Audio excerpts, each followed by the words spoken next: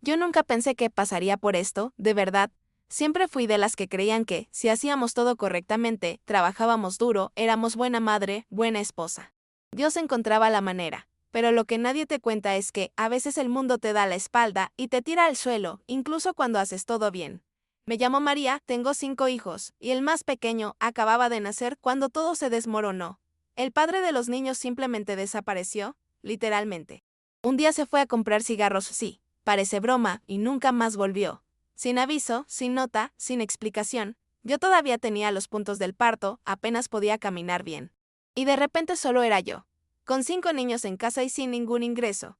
En los primeros días aún pensaba que él regresaría. La mente trata de engañarse, ¿no? Me pasaba el celular en la mano, actualizando WhatsApp, mirando si se había conectado. Nada. Desapareció del mundo. Empecé a llamar a su familia, que hasta ese momento decía considerarme como una hija.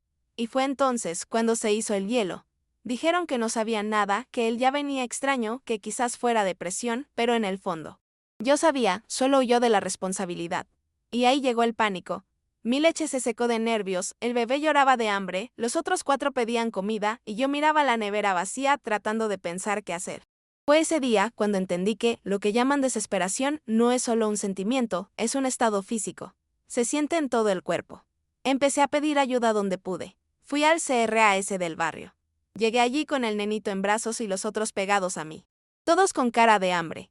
La trabajadora social fue bastante educada, pero parecía que ya lo había visto 1000 veces. Me dieron una canasta básica y me dijeron que podía intentar el Bolsa Familia, pero que tardaría un tiempo en salir. Agradecí, claro, pero salí de allí con una sensación horrible de impotencia. Era como si me hubiera convertido en estadística. Tanta gente en la misma situación que yo. Que ya ni causaba impacto. Me convertí en solo otra madre pobre, con un hijo pegado al pecho y ojeras en el rostro. Y eso duele. Porque nadie ve todo lo que intentas hacer para mantener las cosas en pie. Solo se percibe el fracaso estampado en tu cara. En los días siguientes, intenté vender trufas, hice pastel para la vecina, lavé ropa para una señora de la calle de arriba. Pero siempre era un trueque. El dinero apenas alcanzaba para una leche, mucho menos para gas, pañales. Arroz, empecé a sentirme como basura. Había momentos en que cerraba la puerta del baño y lloraba en silencio, arrodillada en el suelo, intentando no hacer ruido para no asustar a los niños. Y aún en ese estado, aún creía que encontraría una solución. Hasta el día en que mi hijo mayor, Juanito, que solo tenía 7 años, se volvió hacia mí y preguntó por qué los otros niños tenían pan con mantequilla y él no. Eso me destrozó. Lo abracé y le dije que era porque nuestro pan era más saludable. Fue la mayor mentira que jamás conté, pero en ese momento entendí que ya no podía esperar a que las cosas se arreglaran. Necesitaba alimentar a mis hijos y punto. El primer atajo que tomé fue casi sin pensarlo. Había un mercado cerca de casa y ya conocía a la cajera, veía. Ella sabía de mi situación y a veces me dejaba llevar algunas cosas a crédito. Solo que esta vez fui con otro pensamiento. Tomé un paquete de pañales, 2 latas de leche y una margarina.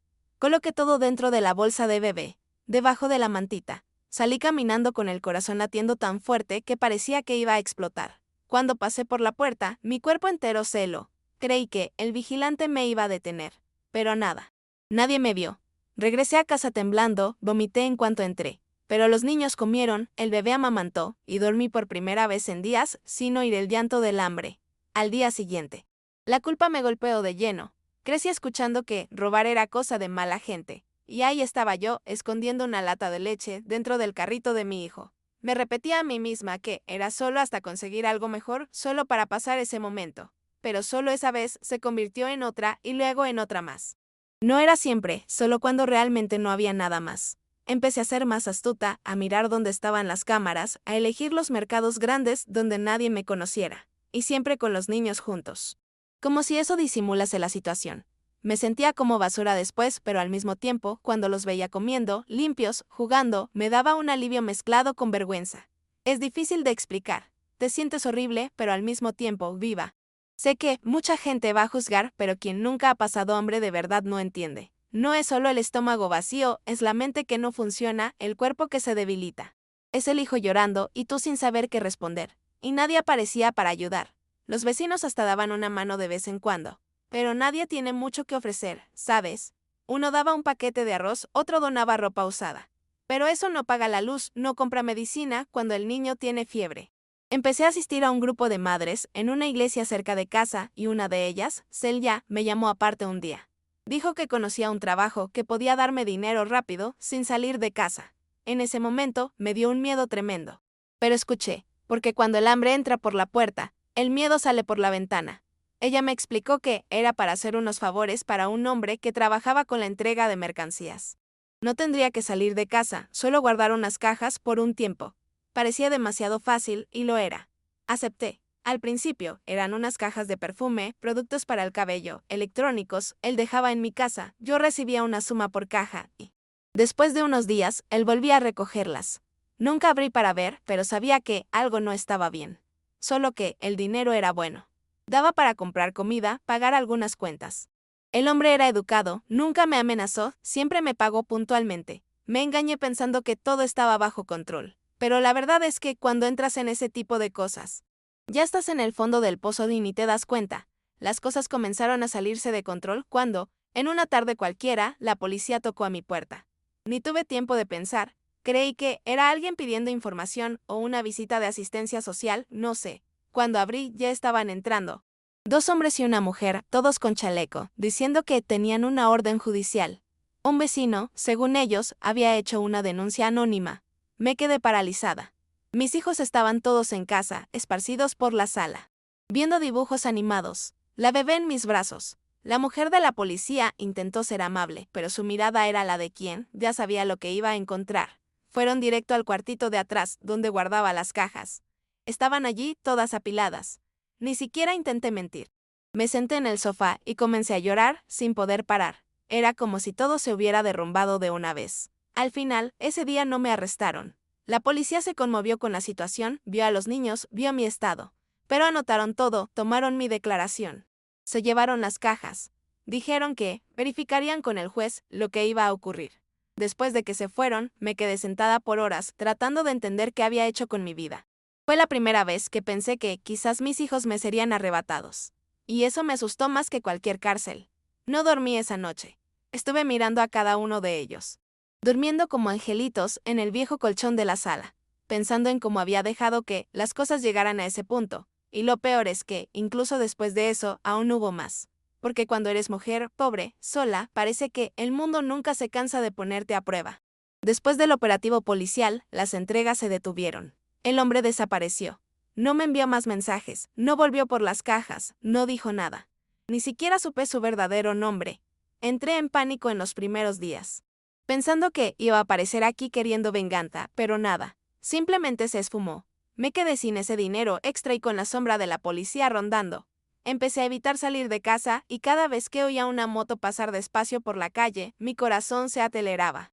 Mis hijos notaron que algo andaba mal. Juanito, de nuevo él, llegó y preguntó si la policía iba a arrestar a mamá. Juro que intenté disimular, pero él es demasiado listo. Lo abracé y solo pude decirle que mamá había hecho algo malo, pero que era por amor. Algunos días después, recibí la visita de una trabajadora social. No sé si fue la policía quien la envió o si alguien del barrio denunció mi situación. Ella parecía de verdad preocupada, pero yo estaba tan cansada de promesas vacías que solo respondía lo mínimo.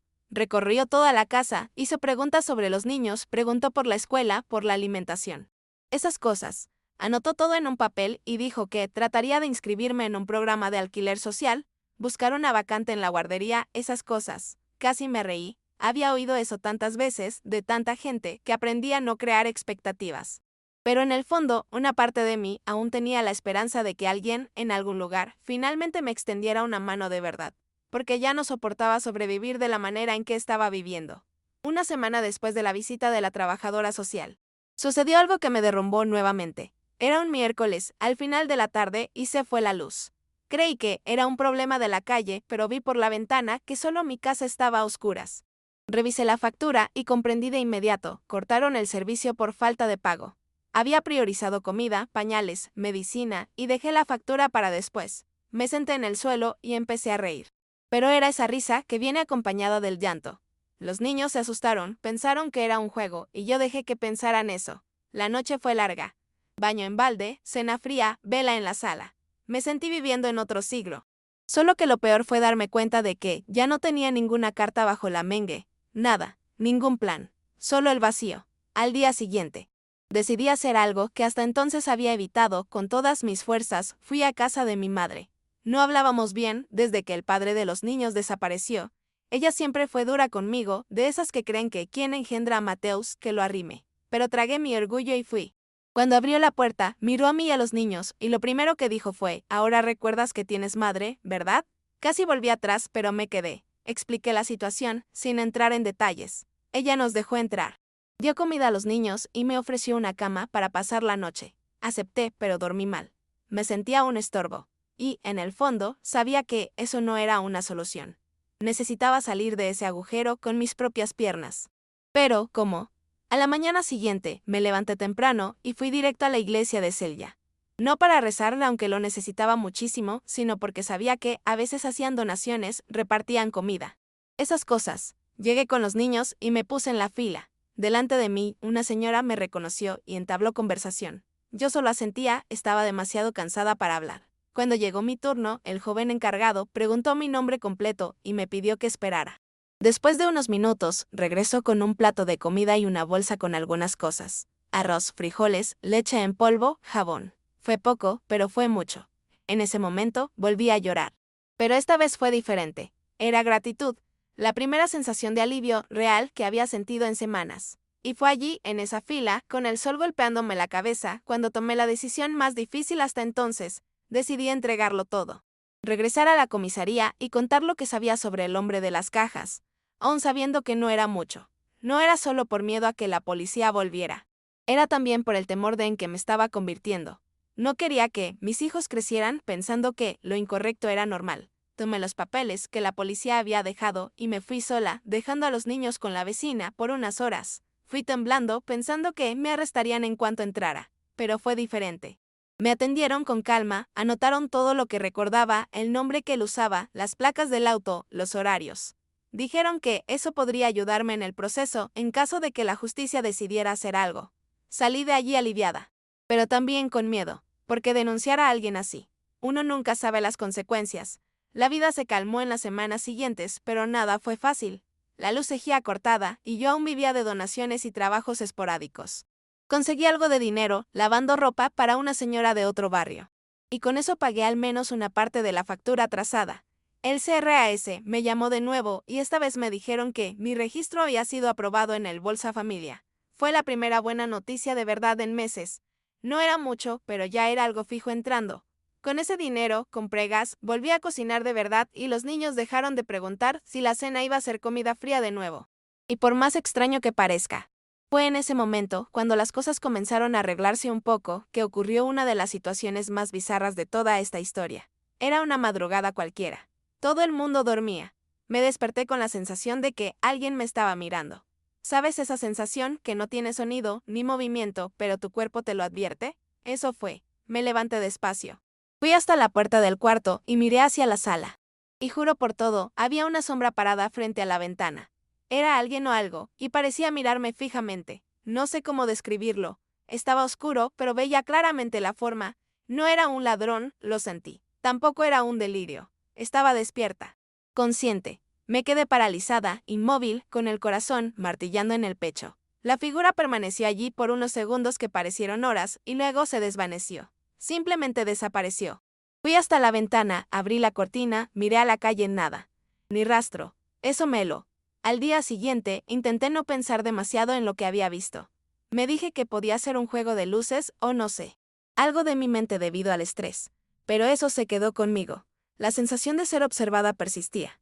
En los días siguientes, empecé a oír ruidos extraños en la noche, como pasos leves, como si alguien anduviera por la casa. Pero cada vez que me levantaba, todo estaba normal. Los niños dormían, las puertas estaban cerradas, nada fuera de lugar.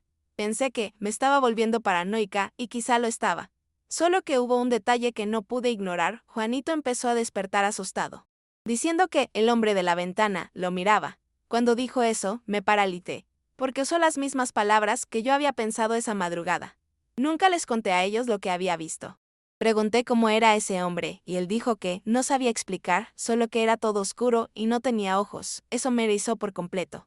Empecé a dormir con todos los niños en el mismo cuarto, como si montáramos un campamento. Junté colchones, cobijas, todo. Muy pegados. Intentaba racionalizar, decirme a mí misma que era solo reflejo del miedo, del cansancio, de la tensión acumulada, pero la sensación de que algo andaba mal en esa casa solo aumentaba. Empecé a rezar antes de dormir, algo que no hacía desde niña. Pedía protección, pedía paz. Hubo una noche en que soñé con el padre de los niños, parado en la puerta, mirando hacia adentro de la casa. Me desperté con la cara mojada, había llorado dormida. Y, sin entender nada, una parte de mí empezó a relacionarlo todo con ese abandono de hace tiempo. Hubo una noche, ya casi al final del mes, que fue la peor de todas. Todos dormían y me desperté con un fuerte ruido en la cocina, como si una olla se hubiera caído. Salté de la cama asustada, agarré el celular para usar la linterna y fui a ver. Las ollas estaban en su lugar, nada caído. Pero el armario, donde guardaba los alimentos, estaba abierto. No solo abierto, las puertas estaban destapadas, como si alguien hubiera hurgado allí. Lo cerré, medio nerviosa, tratando de encontrar una explicación lógica. Volví al cuarto, y en cuanto me recosté, oí un susurro. No estoy inventando. Un susurro, bajito, en mi oído. Me giré pensando que uno de los niños se había despertado, pero todos dormían profundamente. En ese momento, me paralicé de miedo. Todo mi cuerpo se heló, pero mi frente comenzó a sudar a la mañana siguiente. Llamé a Celia y le conté todo. Por primera vez, hablé en voz alta sobre las cosas extrañas que venían sucediendo. Ella me escuchó en silencio, luego me abrazó y dijo que tal vez no fuera solo psicológico, que había cosas en este mundo que no entendemos. Incluso habló de oración de limpieza, de pastor, de curandero. Yo, que nunca había creído mucho en esas cosas. Lo consideré. Ya no se podía vivir de esa manera. Ella trajo a un pastor de su iglesia el fin de semana, y él oró en toda la casa, ungió cada habitación, habló sobre liberación, sufrimiento, espiritualidad. Yo solo escuchaba en silencio, con los ojos llenos de lágrimas. Esa noche, dormimos mejor. Nada se cayó. Nadie se despertó asustado. Pero aún así, yo sabía, en el fondo, que eso aún no había terminado. La semana siguiente, la rutina volvió a parecer normal. Digo, dentro de lo posible. Conseguí reprogramar una consulta para el nenito en el postito, llevé a los otros a la escuela y empecé a organizarme mejor con el dinero del Bolsa Familia, incluso intenté vender unas marmitas a las vecinas. Con la ayuda de una amiga que me prestó una olla eléctrica. Las noches estaban más tranquilas, sin ruidos, sin sombra en la ventana. Pero un día, regresando del mercado con los niños, vi algo que me heló. En el portón de casa, alguien había dejado una caja. Una caja de cartón común, sin nota, sin nombre, solo con mi dirección escrita a mano. Mi primer pensamiento fue que podría ser alguna donación, tal vez de la iglesia. Pero cuando la abrí, me llevé un susto. Dentro había algunas de esas mismas cajas del servicio de las que acepté custodiar hace meses. Mi corazón se disparó. Miraba a los niños jugando cerca y solo pensaba en sacar eso de allí lo más rápido posible. Llevé la caja dentro, aseguré todo y me quedé un rato parada mirándola como si fuera una bomba. No quería tocarla, no quería abrirla, pero tampoco quería tirarla y correr el riesgo de que alguien lo viera. Pensé en llamar a la policía. Pero, ¿y si pensaban que aún estaba involucrada? ¿Y si decían que había estado mintiendo desde el principio? Me quedé paralizada por un tiempo hasta que respiré hondo y llevé la caja hasta el fondo del patio. La escondí en el viejo tanque, que ya no uso, la tapé con una sábana vieja y me senté en el suelo. No entendía por qué eso estaba volviendo ahora.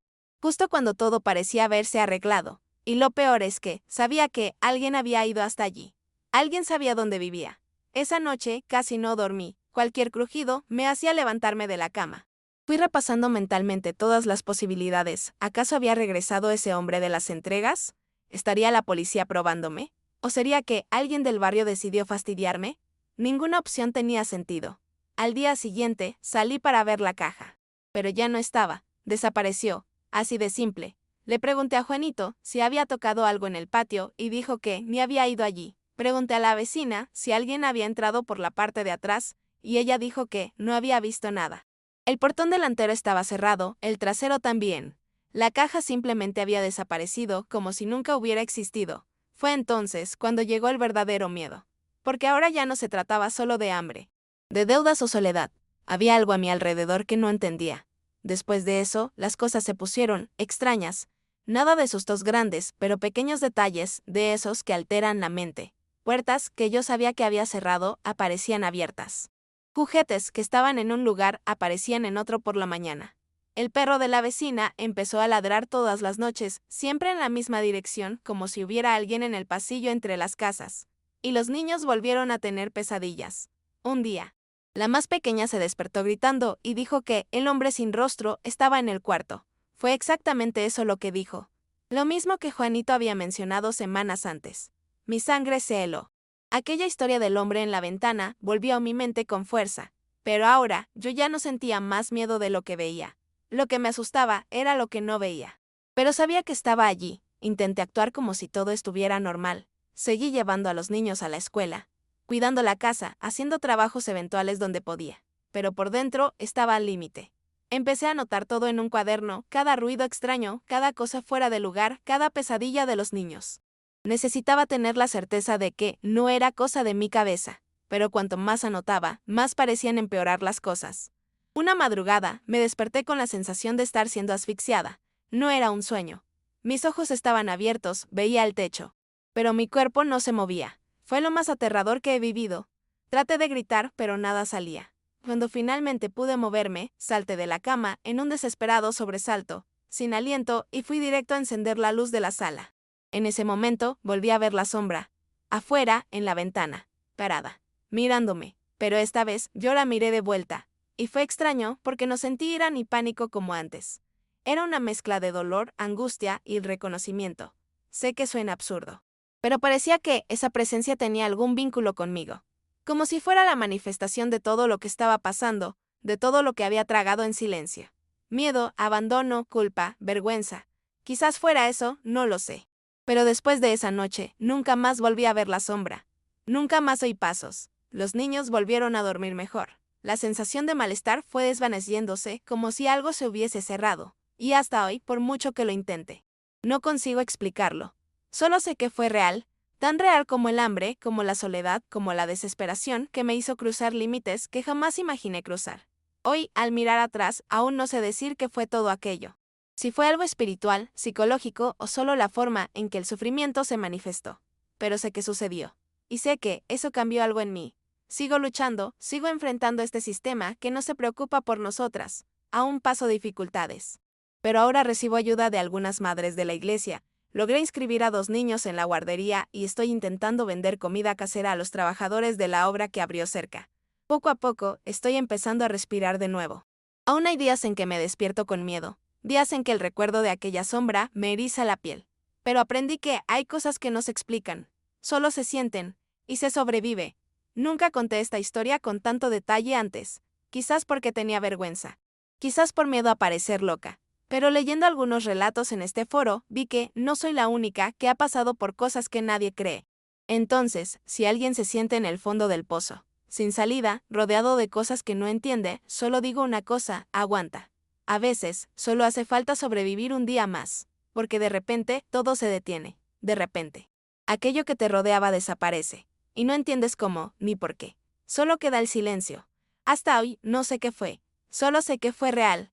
Y se esfumó tan misteriosamente como apareció. Terminó así. Sin respuesta, sin explicación. Pero terminó.